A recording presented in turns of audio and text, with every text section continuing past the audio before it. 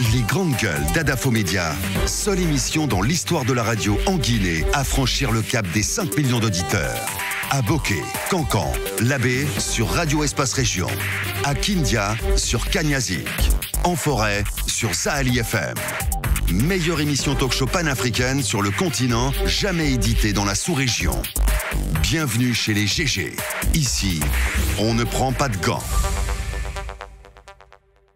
Merci de nous regarder à la télévision, vous qui nous pratiquez depuis Abidjan et Dakar. Merci de votre fidélité. Dans un instant, notre invité, M. Thibou Camara, ministre conseiller personnel du chef de l'État, qui va nous rejoindre dans ce studio. Mais avant, on s'intéresse à cette perspective dans le domaine donc, du pain, les boulangers de Guinée qui menacent à leur tour d'aller en grève dans un instant. Et Elhadj Sako, qui est le président de l'Union des boulangers de Guinée, qui est déjà en direct. Bonjour Elhadj. Bonjour monsieur Baka Diallo. Bienvenue dans cette émission. Allez-y Tamba. Après les enseignants, donc après le SLEG, ce sera probablement vous, donc autour des boulangers, d'aller à la grève. Quelles sont les raisons? Pourquoi vous aussi, vous aimeriez faire valoir vos droits par un mouvement de grève? Monsieur Tamba, ça c'est plusieurs raisons que nous allons partir en grève. Mais on ne peut pas détailler tout dans l'antenne. C'est que sur d'abord, les matières premières, depuis 2011, nous avons fait l'accord avec le gouvernement. Toutes les matières premières sont triplées. Le bois et la levure et location et le prix de travailleurs. Tout le monde, toutes les matières là est redoublé. Donc aujourd'hui, nous travaillons en perte. Il y a la farine aussi, la qualité n'est pas bonne. La qualité de la farine, certaines farines ici, quand on le prend, ça ne peut pas donner le bon pain. Donc on a beaucoup signalé, les gens ne veulent pas nous comprendre. Il y a un monopole total, parce que c'est 2 usines seulement qui travaillent en Guinée. Les autres, il n'y a pas d'importation. 2 usines, c'est vrai, ça pour les protéger. Mais aussi, il doit travailler dans l'intérêt des boulangers et des consommateurs. Aujourd'hui, tous les boulangers, actuellement, ils sont en perte. Tous les boulangers sont fatigués. C'est pour cela qu'on veut aller en grève. Bien. Alors, monsieur, vous dites que tous les boulangers sont en perte et que vous dites que tous les boulangers sont fatigués, cela est dû à quoi? À la mauvaise qualité de la farine, parce qu'il faut quand même assez de muscles pour boxer dedans, ou c'est le prix? Roby, attendez, monsieur Roby, quelle que soit la préfecture que vous venez, aujourd'hui, si vous interrogez, que ce soit Yomu, ou Beila, ou Farana, les boulangers peuvent témoigner. Actuellement, nous travaillons la mauvaise qualité de farine et la farine qui nous fatigue, qui nous fait perdre. Les 2 usines nous fatiguent parce que le gouvernement a voulu les protéger. Oui. Mais il ne veut pas protéger les boulangers et les consommateurs guinéens. D'accord. Alors, si on veut bien comprendre, c'est quoi la revendication? Qu'est-ce que vous demandez au gouvernement? C'est de casser ces monopoles, de vous permettre vous aussi d'avoir vos propres usines? Vous savez que ça fait maintenant 14 ans qu'on ne grève pas. En 2004, nous avons grévé la même chose. Il y avait le monopole ici. Ceux qui ont géré cette affaire, ils sont là. Il y a l'acteur médiateur de la République qui était le secrétaire général de Chambre du commerce, Elhadji Mamadou Seydou Fofana. Il y a le M. Kridi Bangoura, il y a M. Fodé Bangoura. Tous les gens là peuvent témoigner que c'est passé 2004-2005. Elhadji était le premier ministre. Vous avez compris? Donc il y avait un monopole total. Il y avait un seul usine qui était là, celui seul qui pouvait travailler. La farine est bonne, on le prend, c'est pas bon, il faut qu'on l'utilise. C'est ça que nous avons grévé, caché le monopole en 2004-2005. C'est là le président Lansana Conté nous a réussi, il a ordonné l'importation. Il nous a mis avec quelqu'un qui est là en place actuellement. Elhadj Sako, président de l'Union des boulangers de Guinée, oui. En direct dans cette émission. Dernière question. Oui, oui. Ok. Oui, parce que je l'ai très bien écouté vers la fin. Il dit c'est de permettre à ceux que les importations continuent. Est-ce qu'on est là en train d'encourager la production nationale ou ce qui vous plaît, c'est la qualité, Le gouvernement a bien à protéger la production locale. Mais la production locale, ils sont en train d'exagérer. C'est les petits princes, les deux personnes, qui sont intouchables. Tu as compris? Un ministre n'ose pas parler ni des boulangers. Il n'écoute pas les boulangers. Il écoute ceux qui ont les cravates. On en a marre de ça. Tous les boulangers guinéens veulent aller en grève.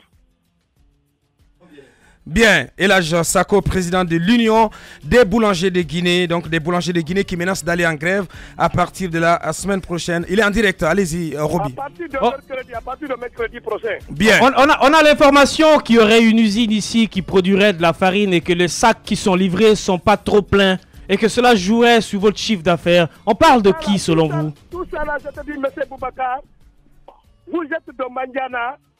Envoyez quelqu'un près de le président préfectoral de Mandiana, il va vous interroger tout de suite. Il nous dira qu'est-ce qui est là comme les conséquences et nous suivons. Quelle que soit la région que vous partenez, tout le monde sera à Conakry. Avant de négocier, tous les présidents préfectoraux régionaux, ils seront là.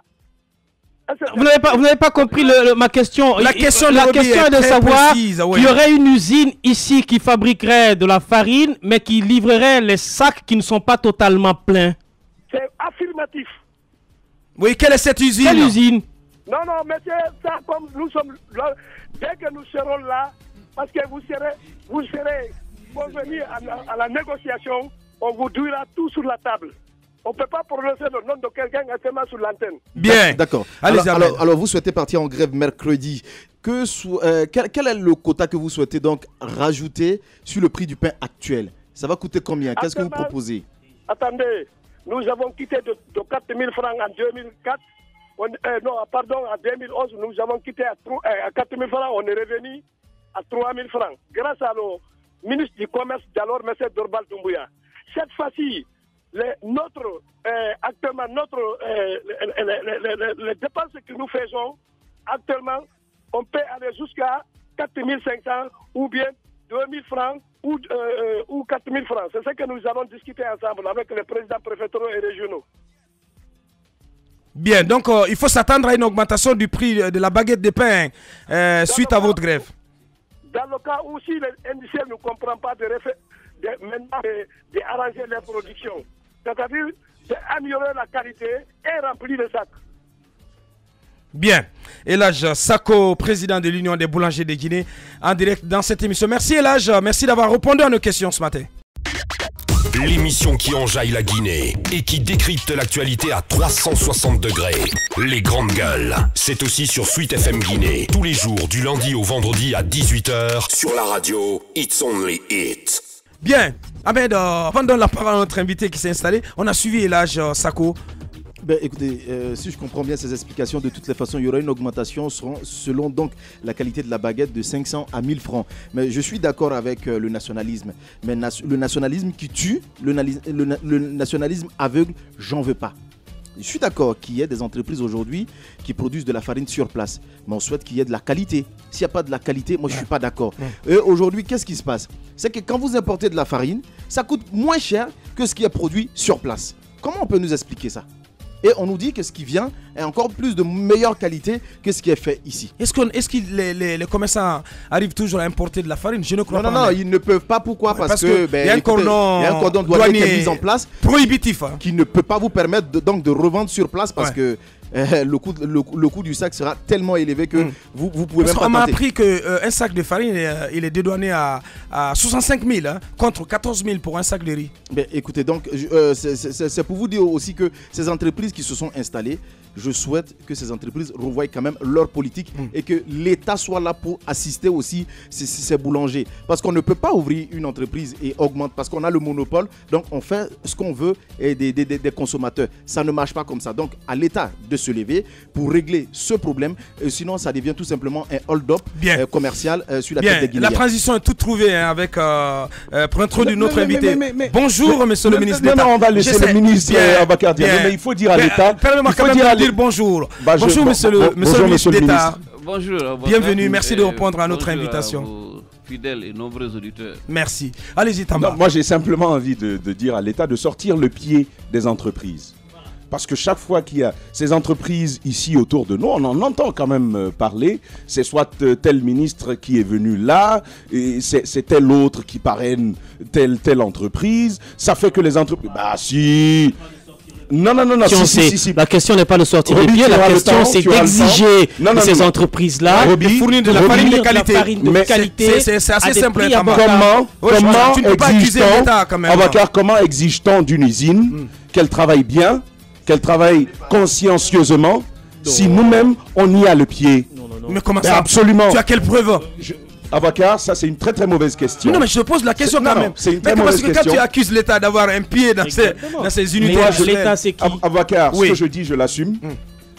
Tant que l'État aura les pieds, les commis de l'État, en tout cas les plus hauts au niveau de l'État, auront les pieds à l'intérieur de ces unités de production en République de Guinée, ce genre de pratique ne cessera pas. Sinon, comment comprendre qu'une unité industrielle installée sur le territoire guinéen fasse un travail qui n'est pas conforme à ce qui a été demandé et qui n'est pas toujours... On va poser la question à notre invité. Finalement, je le redis à Bakar, tu peux essayer d'être comme tu es. Bien sûr. Pour moi, ça ne va pas me déstabiliser. Bien, puisque le ministre d'État, il était avec le président hier. Et justement, ils se sont rendus dans les minoteries. C'est important, parce qu'ils étaient hier au Grand Moulin d'Afrique, mais aussi dans une autre minoterie. Qu'avez-vous constaté? Est-ce que ces minoteries produisent de la farine de qualité, monsieur le ministre d'État? À quelle réponse tu t'attends, Aboubacar? Non, mais non, quand même. Mais il va répondre. Tu ne peux pas deviner. Non, moi je pense d'abord que au niveau de l'État, il y a des structures qui sont chargées avec les moyens qui sont les leurs de juger de la qualité de la production dans notre pays, notamment en ce qui concerne la farine, puisque c'est de cela que vous parlez. Moi, je n'ai aucune compétence technique ni personnelle pour juger de la qualité. Oui, mais ces services, monsieur le ministre d'État, ces services ne fonctionnent pas. Je pense que... Je parle par exemple du contrôle qualité. Je pense d'abord qu'avant de trancher sur cette question, vous devriez poser la question aux services concernés. Je pense que quand même, l'État fait ce qu'il croit être utile pour protéger les populations, parce qu'au-delà du prix que vous évoquez, la qualité de la farine est une question de santé publique, et je ne crois pas qu'un État responsable puisse encourager de produire une farine qui n'est pas de qualité, Roby, et je pense que les services au niveau des différents ministères s'acquittent de ce devoir, ce qui fait que jusqu'à présent, en tout cas à ma connaissance, on n'a pas encore entendu parler d'intoxication qui serait liée à la farine. Donc je pense qu'il faut savoir raison garder et ne pas jeter la pierre au service mais monsieur le ministre, on a reçu... et ne pas préjuger du travail qu'ils sont en train de faire avec conscience et dévouement. En tout cas, en ce qui me concerne, je ne suis pas le plus compétent pour parler de cette question, mais je crois que ceux qui sont chargés de faire le travail le font jusqu'à présent à la satisfaction. Oui, mais on a écouté le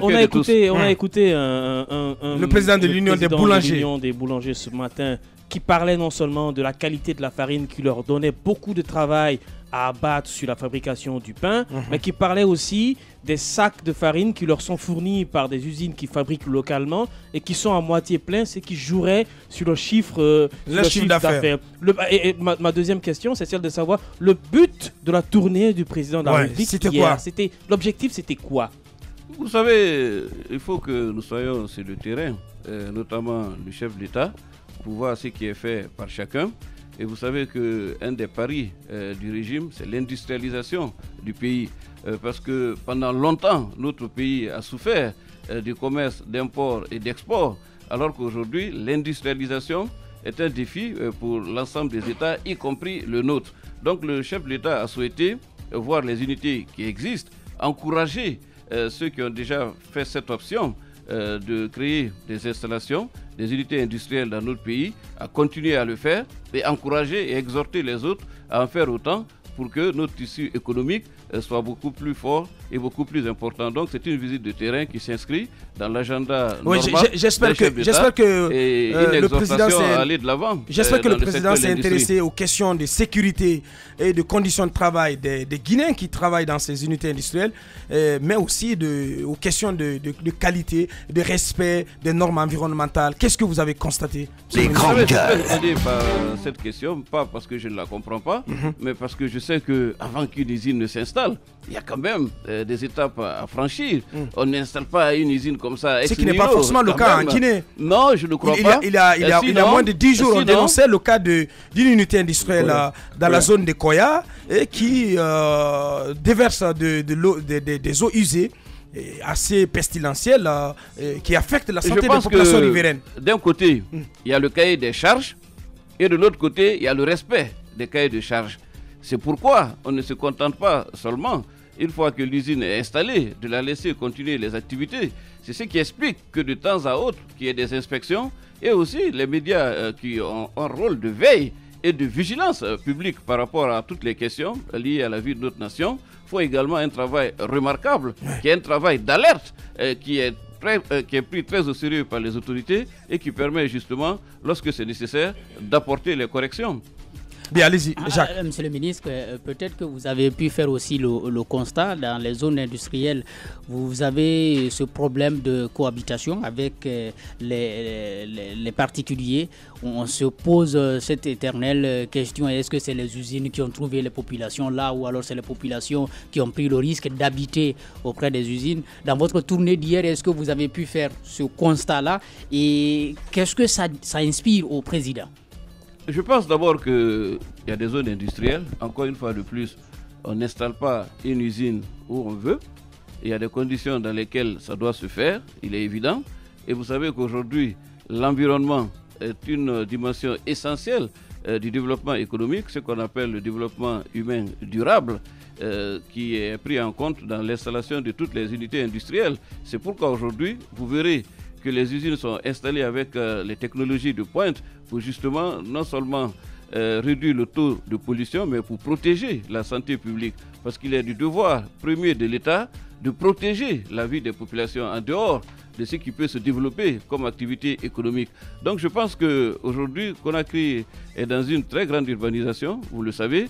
Nos populations, c'est vrai, doivent être protégées, mais elles aussi, elles doivent quand même faire preuve d'un peu plus de responsabilité parce que vous avez vu aujourd'hui l'installation anarchique dans les zones protégées et puis on voit régulièrement les campagnes de déguerpissement qui sont menées pour essayer de dégager les voiries urbaines, mais aussi pour protéger les populations elles-mêmes, ce qui n'est pas toujours facile lorsqu'il s'agit d'appliquer la loi.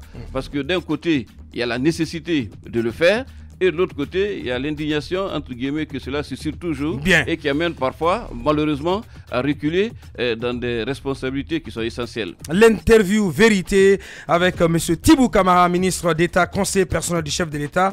Avec nous ce matin, on s'intéresse à une autre facette, Tamba, avant la pause. Deux questions, très rapidement. Il y avait des annonces, deux en l'occurrence. C'était cette banque que le président de la République a annoncée hier. Et également... La banque d'investissement. Absolument. Et également la journée nationale de l'élevage qui devrait avoir lieu à l'Abbé au mois de juin. Et dites-nous un peu plus. La journée nationale du paysan aussi, en Zérékoré. Non, c'est plutôt l'Abbé. Non, il y a la journée nationale du paysan, il y a la journée de l'élevage. La journée pour l'Abbé, pour le mois de juin. C'est vrai, il n'est pas allé en profondeur là-dessus. Est-ce qu'on peut en savoir davantage? La deuxième question, et dans le même sillage des annonces, le président de la République a lâché, on va mettre le bébé dans le ventre des vaches. Qu'est-ce qu'il a voulu dire? Est-ce qu'on peut en savoir? Qu'est-ce qu'il voulait précisément dire? Et comment est-ce qu'il comptait le faire? D'abord, la journée nationale du paysan est une journée qui est habituelle et qui a lieu dans chacune des régions du pays. Selon les années, tout cela c'est pour encourager le monde du paysanat et développer l'agriculture qui est le moteur du développement dans beaucoup de pays. Vous savez qu'un pays comme la Côte d'Ivoire s'est développé grâce à l'agriculture, ce n'est pas grâce aux mines qui est notre richesse et parfois l'obsession chez nous. Donc l'accent est mis sur le développement de l'agriculture où se trouve l'essentiel de nos populations parce que vous savez que 90% de nos populations vivent dans le milieu rural et dont la principale activité est l'agriculture. Donc en encourageant l'activité agricole, on contribue à réduire la pauvreté dans notre pays parce qu'elle concerne l'essentiel des Guinéens.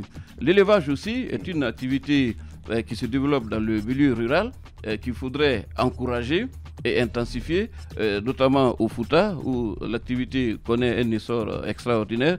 Donc ce sont des politiques volontaristes et volontaires du chef de l'État pour essayer de délocaliser un peu l'intérêt sur Conakry et les grandes villes, mais pour parvenir à enrichir le milieu rural de manière à ce que la pauvreté que nous combattons soit effectivement vaincue. Donc ce sont des initiatives présidentielles, comme on l'a dit, qui contribuent quand même à réduire la pauvreté, il l'a dit, notamment par la microfinance, avec ces crédits destinés à financer des activités des femmes et qui d'ailleurs ont produit des résultats extraordinaires, puisqu'aujourd'hui c'est plus de 65 000 femmes qui sont concernées avec à l'horizon plus d'1 million d'entre elles.